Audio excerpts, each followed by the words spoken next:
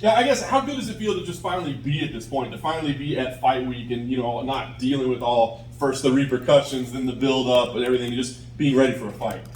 It feels like a farce, man. It almost feels like a fable that wasn't gonna ever come true. One of those things that just kind of just made up. I had a lot of obstacles just to get back here, and I'm super fortunate, super blessed, and that's been the theme of this camp, because a lot of ups and downs from not being ready, my body not cooperating with me. I think I just cut my PT too early, trying to jump in for a fight that I was told that I wasn't ready for yet. Starting up another training camp, and then that one getting pulled from underneath me again, and being told that Jan isn't vaccinated. I think they were just saying that to just kind of get me to attack him, which I did.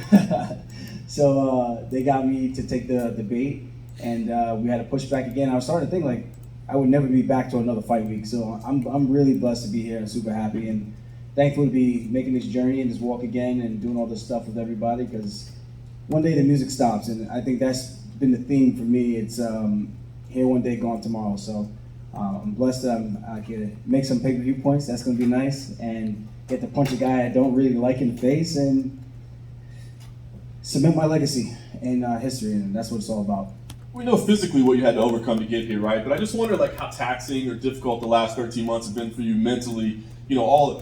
First coming out of it, you're trying to explain to everybody what happened, and then you're getting doubts and questions, and people question your integrity and your character and all these things along the way. I mean, how difficult has it been for you, I guess, mentally to deal with all the noise? Not too bad. In the beginning, I was trying to get people to understand. They were asking me why I look like that, and then as I tell them, they shit on me. So I'm just like, all right, at this point, if you guys are gonna make fun of me, I'm gonna make fun of you. I'm gonna take this and run with it. So people were saying they didn't like the way I handled it. I'm like, let's be straight here. I handled it this way because of the people. If it wasn't for that, again, the way I let the belt go in the octagon, I think that shows exactly how I felt about it. And even despite that, I felt like I was a champ when I beat Corey Sandhagen. The media said the same thing. We were the highest ranked guys. We should have been fighting for the belt. Not a guy coming off of a loss, and not a guy who just beat a retired Uriah Faber. Uriah Faber is great, but he did his work back in the day, not currently. So for him to get a title shot, both those guys, they did not belong in that title shot situation, and we know how the UFC operates. So at the end of the day, is what have you done for me lately? And I felt like a champ going into that fight, so no one could ever tell me you're the most unqualified champion. I'm like, listen, dude, if you know what you're watching and you understand and follow the sport, then you know that I was the guy that should have been there the entire time. So it is what it is. For me, Saturday night, I get to defend my belt and right the wrong, and my first title defense is Pyotr Yan. So we had a controversial ending. The fight was going his way. I already admitted that multiple times, and people still decide to go over that.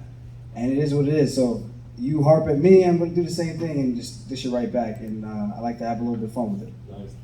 How much intel did you get for that first one, right? I mean, we know that you're saying, look, I'm a different guy now. I had surgery, I made some mistakes, I'm different. But from your perspective, how much intel did you get in that fight that you feel is useful? I mean, did anything surprise you or anything you're like, oh, now I know I can use that against you? Not really. I think Jan is a phenomenal fighter. I think he's great, but I just think I'm the best. And if that's my off night and I can have an output like that and still keep pushing forward, even though he's hit me with his best shit, I mean, what happens when I'm on, just like all the other nights, So the most thing I could give him credit for as his high guard is pretty well sound. But outside of that, it's like I'm hitting him with these shots that aren't meant to really do damage, just to keep him at bay and for him to overcommit and look for my takedowns. And I just wasn't able to drive through and do all the things that I normally do. So he's good, he's talented, he's got good reflexes, good instinct.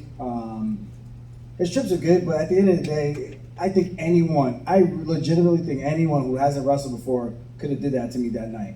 And people can say whatever they want. We're gonna find out in a couple of days. It's either I'm full of shit or this guy really, really just had a nice highlight reel based on a guy that wasn't fit to fight that day. So that's the beauty of the sport, So thankfully for him, he was dumb enough to give me another opportunity, and this time I won't let him off the hook. At first, after the fight, it felt like the back and forth banter was maybe just having a little fun, and then it seemed to get pretty personal. I mean, has this become a personal fight for you? I mean, yes and no. I think the personal part is we both really, really want to win. He thinks he's better than me. I think I'm better than him. And I think that's pretty much where it goes. Like, whether or not after this there's a handshake or a hug, whatever, or grilling, stare down afterwards, who knows? You know, I just think depending on how the fight goes, depends on how this kind of ends up. You know, so at the end of the day, I'm in here to be the best, whether it's Jose Aldo, TJ Dillashaw, Dominic Cruz, Rafa, whoever it is, Cheeto, all these guys. There's a lot of great competitors out there, or Piotr Jan. So he's the guy in front of me. He's the guy I need to take out, and he's the one with the target on his back. I got nothing to worry about. I'm the underdog. Everyone thinks I'm going to get smoked again. I'm going to have the last laugh, and I cannot wait, because I've been in this position before, and people, oh, he can't strike. Pedro Munoz, oh, he can't grapple. Corey Sandhagen, he can't hang with him. He's too long. This, that, the third. Cody Stamen, Brett Johns, undefeated. All these guys, you know, these guys are great athletes, great competitors, but I've been doubted multiple times, and I always rise to the occasion, and I can't wait to do it again. Last thing for me, I guess I'll just ask, what will this win mean to you? Because as you said, you are already champion. I know that people say whatever they say, but you're champion. But what does this win mean? Does this feel like, you know, you did throw the belt down in the cage, so does this feel like the moment you really secure your legacy or your position? I think so. I think to the fans, I mean, for me, I think this just adds to that. I think the resume that I've had during the time when people were hot and on these win streaks and I'm taking these guys out, I think that's what it's all about. I think people that follow the sport and they understand that, you know, I'm not fighting guys past their prime. I'm fighting guys who are on win streaks. I'm fighting guys who are finishing guys and all that. So I think when you account for that, the body of work speaks for itself. And there's a reason why I do what I do, and I think I'm a very tough puzzle to figure out. And if I get people down, it's usually not a good night, you know. So I think I get them down the way I did in that first round, and it's going to be a short night for him. I really do think that I'm going to climb his back like a spider monkey and choke his ass out.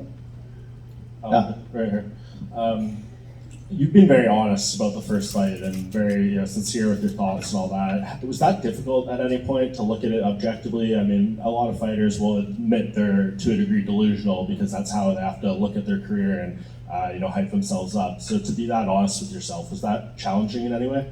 For me, no. I think when you do that, there's no way you can grow as an athlete, as a person, even outside of fighting. I think you have issues in relationships and you have issues with jobs, like your work life, whatever it is. I think if you can step back and remove yourself, remove the emotion, and just look at the perspective of what it is, I think it makes it a lot easier to kind of have those honest discussions and be able to break things down and analyze the situation. I think that's where I was at. So for me to be honest with the fans and be honest with my team, like I told the guys, watch the tape, give me your feedback outside of what I told you, how I felt that day, outside of what I told you.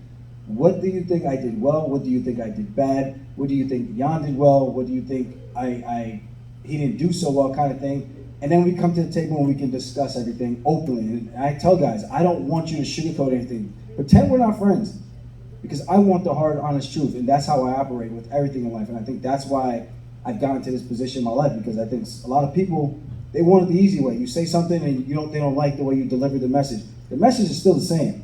You know what I mean? So if whether or not I said it really nice to kiss your ass or not say the entire truth, that doesn't help you. You know what I mean? So tell me straight. I'm a straight shooter. I want to know straight what it is. I got thick skin. You're not going to hurt my feelings unless the intent was to try to hurt my feelings. You know what I mean? So I think people got to kind of like harden up a little bit, you know? And coming off the back of that, Piotr was here earlier and he said Aljamain doesn't behave like a worthy rival and doesn't behave like a man. What does that even mean? Like, what does that even mean? Like, how should I behave? Like, you sit there like a freaking, like a brick and just don't say anything.